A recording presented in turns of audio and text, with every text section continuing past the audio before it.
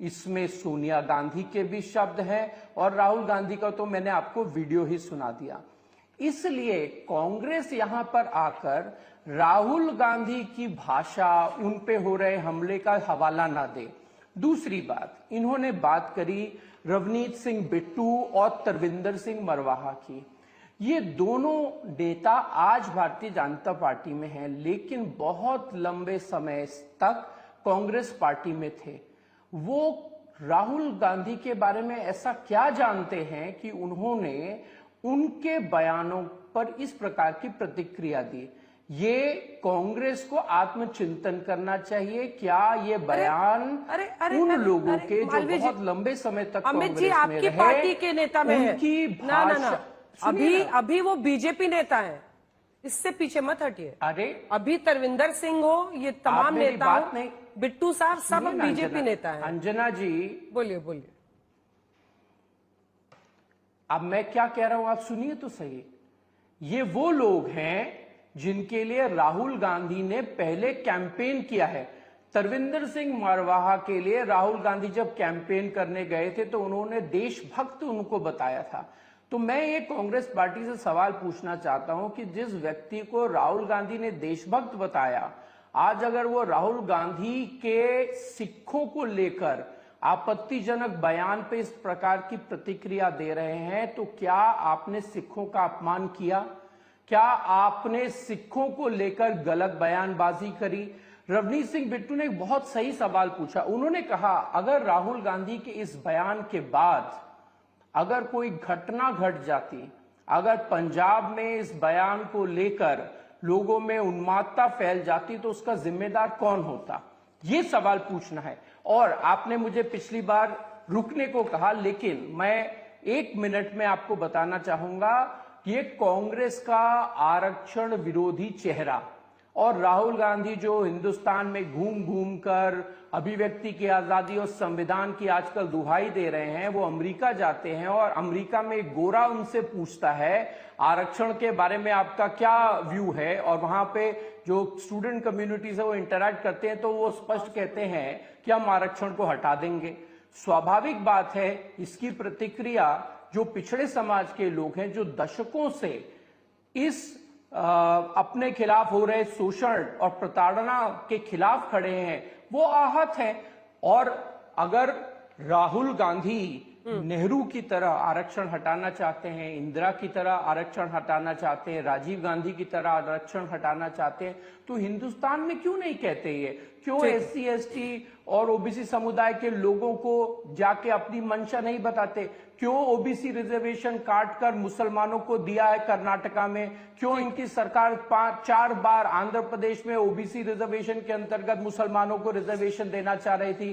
क्यों राजीव गांधी ने OBC समाज के लोगों को बुद्धू कहा? क्यों नेहरू ने द्वितीय दर्जे का इनको नागरिक बताया? क्यों इंदिरा गांधी ने ठंडे बस्ते में डाल दी आपके मंडल आयोग की रिपोर्ट? ये सारे सवाल तो पूछे जाएंगे ना। ठीक है, इन दोनों मुद्दों पर आपसे प्रश्न करूंगी, लेकिन सुप्रिया जी, और देखिए आयरनी कि राहुल गांधी जी ने सिखों को लेकर जो बयान दिया, अगर ऐसी स्थिति देश में आई भी थी सिखों को लेकर, तो 84 के दंगों के बाद आई थी, जहां पर अपनी जान बचाने के लिए उन्हें अपने बाल काटने पड़ रहे थे, उन्हें अपनी पहचान छिपानी पड़ रही थी। आपको नहीं लगता है कि राहुल गांधी को इससे बचना चाहिए था? वो सिर्फ एक सांसद नहीं, नेता विपक्ष भारत के तौर पर वहां गए थे, और वहां पर जब उन्होंने सिखों के जो धार्मिक प्रतीक है उसको लेकर ऐसा बयान दिया, उसकी वजह से एक के बाद एक वहां के नेताओं से ऐसे बयान आ रहे हैं, वो कहीं से भी सही नहीं है, वो गलत है, एकदम गलत है, उनके खिलाफ कार्रवाई होनी चाहिए। लेकिन खुद राहुल गांधी को ऐसा बयान देने से बचना चाहिए था। मैं सिलसिलेवार तरीके से आपके सारे सवालों का जवाब दूंगी, लेकिन जो झूठ बोला गया यहां पर ना, वो आदत है। इसी लत का शिकार पूरी की पूरी भारतीय जनता पार्टी है। यहां पर झूठ परोसा गया।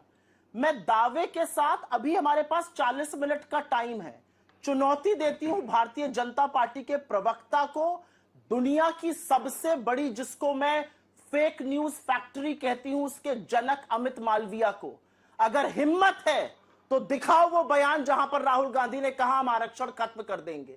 एक बात याद रखना, इस देश ने ना इस संविधान पर यकीन करके आपको 400 पार नारे के बाद 240 पर ला पटका है और आपको बैसाखियों के सहारे खड़ा कर दिया है।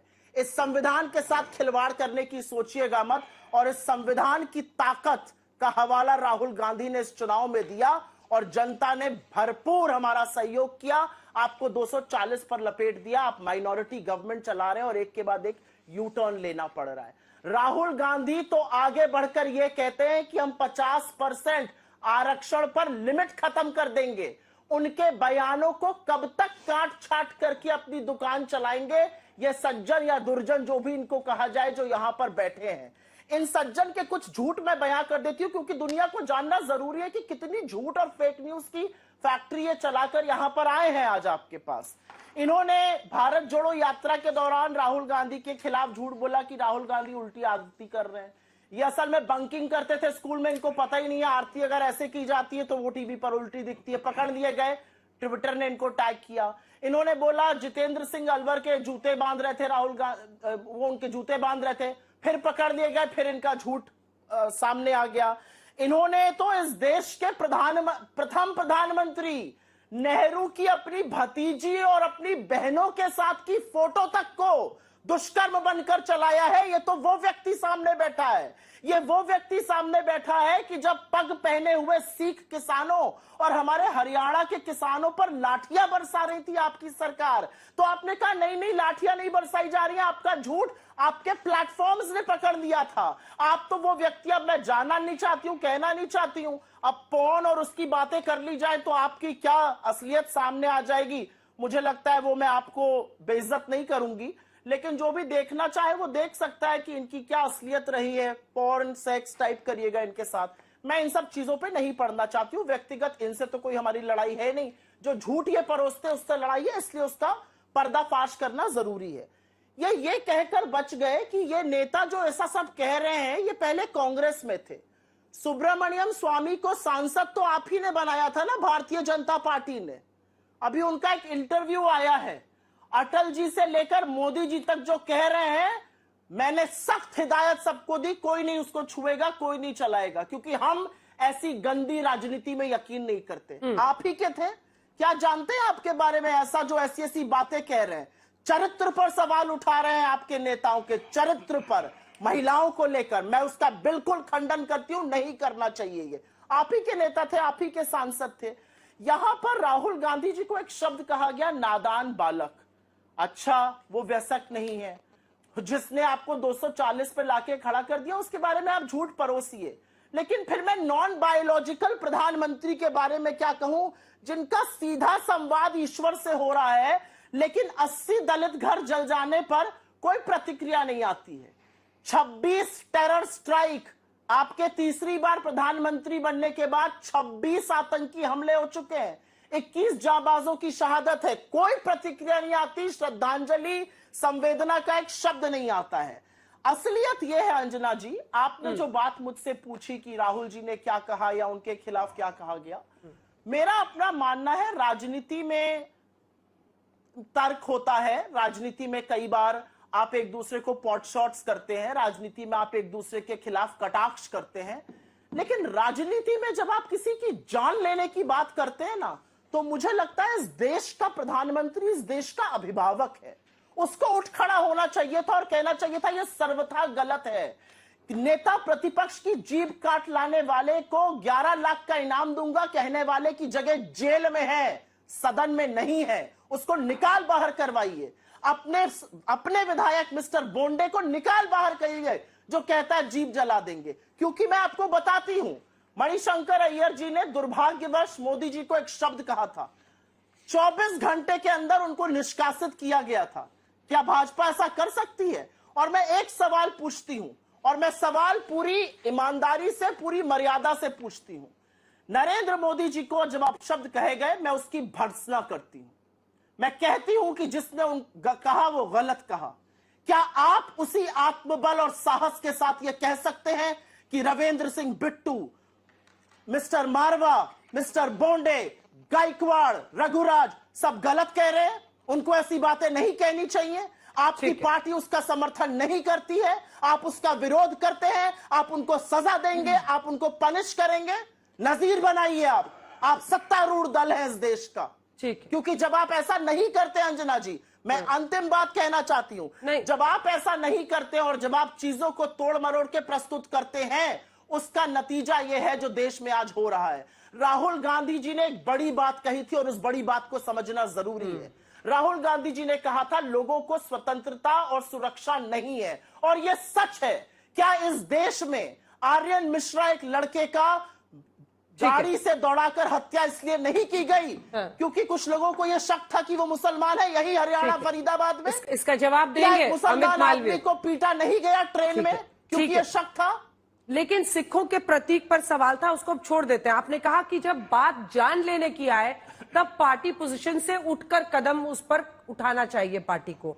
तो इस नियम से तो इमरान मसूद, जिसको 3 बार ऐसा कहने के बाद टिकट दिया गया, जिसने कहा था कि बोटी बोटी काट देंगे, उसको आपकी पार्टी ने 3 बार उसके बाद टिकट दिया।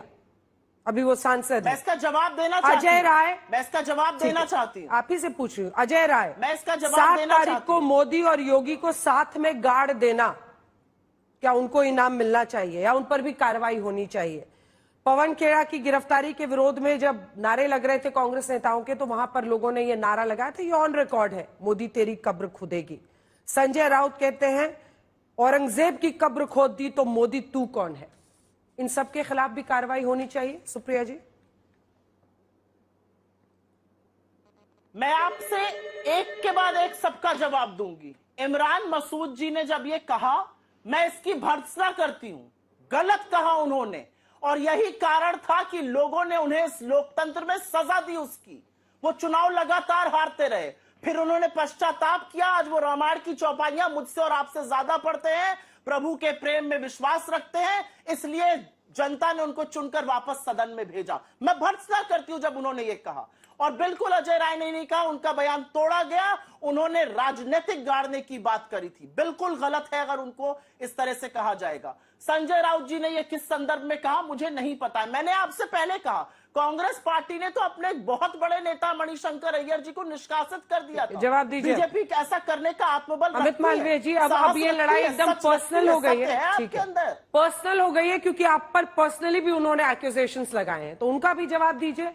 और साथ ही जो उनका ये मानना है, इसके बाद अगले हिस्से में हम आरक्षण के मुद्दे पर जो आपने बिंदु उठाया था उस पर भी चर्चा करेंगे, लेकिन पहले इसका जवाब हो जाए।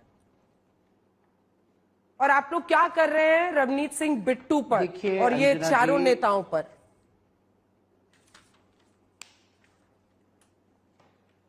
कांग्रेस प्रवक्ता ने मुझ पर जो निजी आरोप लगाए हैं, मैं उनके जवाब नहीं दूंगा, क्योंकि कांग्रेस प्रवक्ता की इतनी हैसियत नहीं है कि मैं उनके इस प्रकार के टिप्पणियों का जवाब दूं। ये दूसरी बात है कि उनको कांग्रेस ने इस कार्यक्रम के लिए भेजा है, इसलिए मुझे उनके साथ बैठना पड़ रहा है, नहीं तो मैं अमूमन उनके साथ बैठना भी पसंद नहीं करता।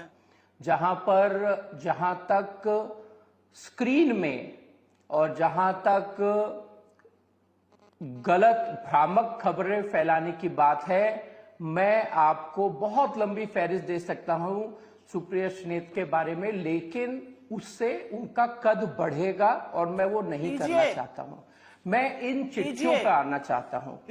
कांग्रेस की प्रवक्ता ने कहा कि किसी की जान पे अगर आ जाए तो क्या हमें उस बात को संजीदगी से नहीं लेना चाहिए। मैं आपसे पूछना चाहता हूं और आपके दर्शकों को बताना चाहता हूं कि जब पंजाब में चुनाव चल रहे थे और जब कांग्रेस की वहां सरकार थी, चन्नी मुख्यमंत्री थे, तब प्रधानमंत्री जी का वहां दौरा हुआ। उस वक्त पंजाब की सरकार ने प्रधानमंत्री की सिक्योरिटी को कमजोर करने का काम किया। कई मिनटों तक प्रधानमंत्री जी का काफिला एक ओवरब्रिज के ऊपर रुका रहा, क्योंकि वहां के आला अधिकारियों ने कांग्रेस के नेताओं के निर्देश पे प्रधानमंत्री जी के रूट की जानकारी उन लोगों को दे दी जो प्रधानमंत्री जी को टारगेट करना चाह रहे थे। ये कांग्रेस पार्टी और उनका चरित्र है।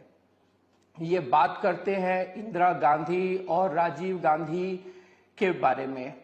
पंजाब में जो स्थिति उत्पन्न हुई वो उसके लिए जिम्मेदार कौन था? इंदिरा गांधी।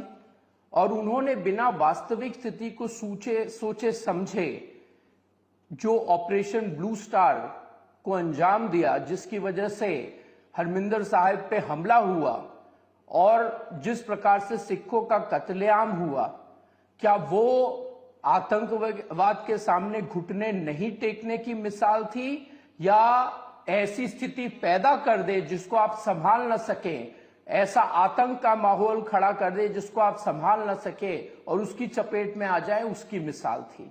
तो कांग्रेस को बोलने से पहले सोचना चाहिए।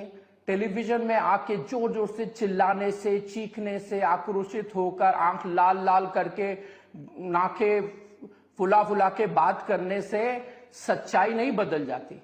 उसी प्रकार से राजीव गांधी, कई बार उनकी मिसालें दी गई। मैं पूछना चाहता हूं, 1982 में जब राजीव गांधी के निर्देश पर हरियाणा की पुलिस जब सिखों को गाड़ियों से उतार देती थी उनका पग और कड़ा देखकर, तो वो क्या मिसाल थी? आपने सिखों को क्या एक बड़ा एनेबलिंग एनवायरनमेंट दिया? आज अगर पन्नून और राहुल गांधी एक ही भाषा बोल रहे हैं तो क्या सिख समुदाय समझे? आज अगर पाकिस्तान और नेशनल कॉन्फ्रेंस और कांग्रेस पार्टी एक ही भाषा बोल रहे हैं तो उसके क्या मायने निकाले जाने चाहिए? ऐसा क्यों होता है कि हर बार जब वो ताकतें जो देश को कमजोर करना चाहती हैं, राहुल गांधी उनके साथ खड़े दिखाई देते हैं? मैं आपसे पूछना चाहता हूं, राहुल गांधी 6 सितंबर को विदेश गए, उसके बाद वो लगभग 10 दिन के दौरे के बाद वापस आए। इनके पूरे दौरे में सिर्फ 5 घंटे का हिसाब सार्वजनिक है, लेकिन 11 तारीख से लेके जब तक वो वापस आए लगभग 5-6 दिन थे। राहुल गांधी कहां थे? किससे मिले? अखबारों में जो खबरें आई क्या वो सच है? क्या ये उन लोगों से मिल रहे हैं जो तख्ता पलट देख करना चाहते हैं देश में? क्या राहुल गांधी विदेशी ताकतों के दम पर हिंदुस्तान की राजनीति करना चाहते हैं? इन्हीं के नेताओं ने बांग्लादेश की घटना के बाद बयान दिए थे कि यहां पे प्रधानमंत्री के घर में घुस के उनको खींच के बाहर निकाला जाएगा। मैं जानना चाहता हूं इन्होंने किसको निष्कासित किया? सलमान खुर्शीद को निष्कासित किया क्या? ये वही सलमान खुर्शीद है जो बाटला एनकाउंटर के बाद बता रहे थे देश को कि सोनिया गांधी फूट फूट के रो रही थी। सैम पिट्रोडा, जिन्होंने इतने डिविजिव बयान दिए, उनको चुनाव के तुरंत बाद इन्होंने वापस ले लिया।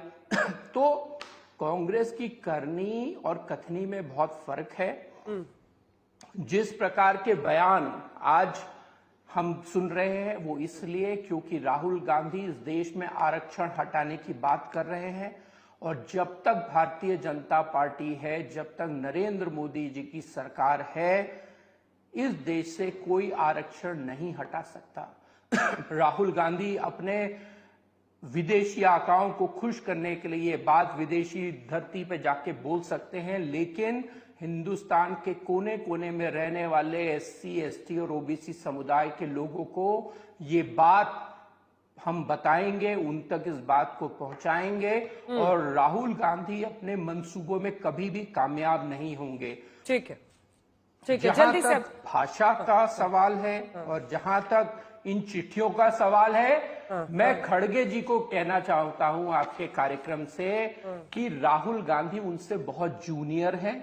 उनकी तरफ से चिट्ठी लिखने से पहले वो कांग्रेस के चिराग को ये नसीहत दें कि उनको अपनी भाषा की मर्यादा बनाए रखनी चाहिए।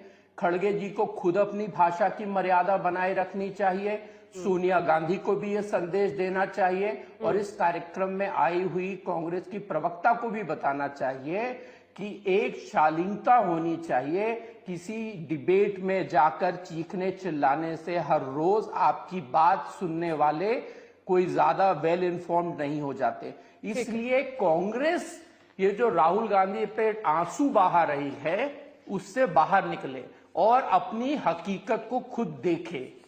ठीक है सुप्रिया जी, अब आप उनकी बातों का जरूर जवाब दीजिएगा, लेकिन अनुच्छेद 370 और 35A पर अगर पाकिस्तान के रक्षा मंत्री अपना बयान देते हैं तो मुझे लगता है कि कांग्रेस पार्टी को स्पष्ट करना चाहिए। अगर ख्वाजा आसिफ ये कहते हैं कि 370 और 35A पर कांग्रेस पार्टी और एनसी का जो स्टैंड है वो अच्छा है, ऐसे में कांग्रेस पार्टी को क्लियर करना होगा। मैंने वहां पर भी श्रीनगर में कई नेताओं से पूछा, कांग्रेस पार्टी के सारे नेता इस पर मौन धर लेते हैं।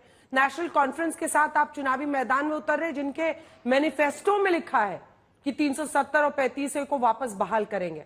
आपको नहीं लगता इस पर आपको अपना स्टैंड क्लियर करना चाहिए? हाँ बिल्कुल, और अभी मैं क्लियर करूंगी 2 मिनट में। 6-7 मिनट मैंने कुछ सुना। इंदिरा गांधी का नाम ना बीजेपी को नहीं लेना चाहिए। इसलिए नहीं लेना चाहिए क्योंकि इंदिरा गांधी ने लाख विरोध के बावजूद अमेरिका को ठेंगा दिखाकर पाकिस्तान के 2 टुकड़े करके बांग्लादेश को जन्म दिया था। वो इंदिरा गांधी हैं। आपकी तरह चीन का नाम सुनने पर आंख मूंद कर मुंह में दही नहीं जमा लेती थी। इंदिरा गांधी ने पाकिस्तान के 2 टुकड़े किए थे और उनको दुर्गा की उपाधि उनके घुर विरोधियों ने भी दी थी। यह असलियत है। कोई घुसा हुआ है कहकर 4 साल से यथावत स्थिति चीन में नहीं बन पा रही नरेंद्र मोदी जी की तरह, ऐसी उनकी राजनीतिक हैसियत नहीं थी। आपने ऑपरेशन ब्लू स्टार की बात करी, इसका समर्थन अटल बिहारी वाजपेयी और लाल कृष्ण आडवाणी जी दोनों ने किया है। यह एक फैक्ट ऑफ हिस्ट्री है और इसका उल्लेख अब आपकी पार्टी में शामिल कैप्टन अमरिंदर सिंह ने भी किया है। कभी वक्त मिलेगा जाइएगा उनके पास बैठिएगा, वो बताएंगे कि इसका समर्थन अटल बिहारी वाजपेयी जी ने और लाल कृष्ण आडवाणी जी दोनों ने किया था। तो इंदिरा जी पर सवाल मत उठाइएगा, बहुत बौने दिखते हैं आप। यहां पर 1-2 बातें करी गई और मैं उस बात पर बिल्कुल अपनी 370 वक्तव्य देना चाहती हूं। 370 आपने पाकिस्तान की बात करी। पाकिस्तान की क्या हैसियत है? कौन है ये लोग? आटा दही खाने को है नहीं, चले हमारे लोग 370 कौन है ये लोग? और 370 पर कांग्रेस पार्टी का सुनिए स्टैंड। पहले पाकिस्तान की बात सुनिए। पहले आप लोग पाकिस्तान को लाते हैं ना इंडिया के टीवी पर, तो पहले सुनिए थोड़ी बात उसकी। कौन है ये पाकिस्तानी? क्या हैसियत और औकात है इनकी? आटा दही खाने को पैसा नहीं है। वक्त इतने की इजाजत देता है, लेकिन आपने कांग्रेस पार्टी के 370 पर स्टैंड बनाने से पहले पाकिस्तान पर बोलना बेहतर समझा। बहरहाल एक ब्रेक के लिए हमें रुकना पड़ेगा। एक बार दोनों मेहमानों को दिखा दीजिए। उम्मीद ये करेंगे कि ये दोनों मेहमान एक बार फिर से आमने सामने होंगे और फिर इनसे चर्चा करेंगे इस मुद्दे पर। टाइम नहीं है सुप्रिया जी, मैं भी सुनना चाह रही थी, लेकिन 60 मिनट का टाइम नहीं ऐसा नहीं है। वो हमेशा आप तराजू लेकर बैठती है। मैं उनके साथ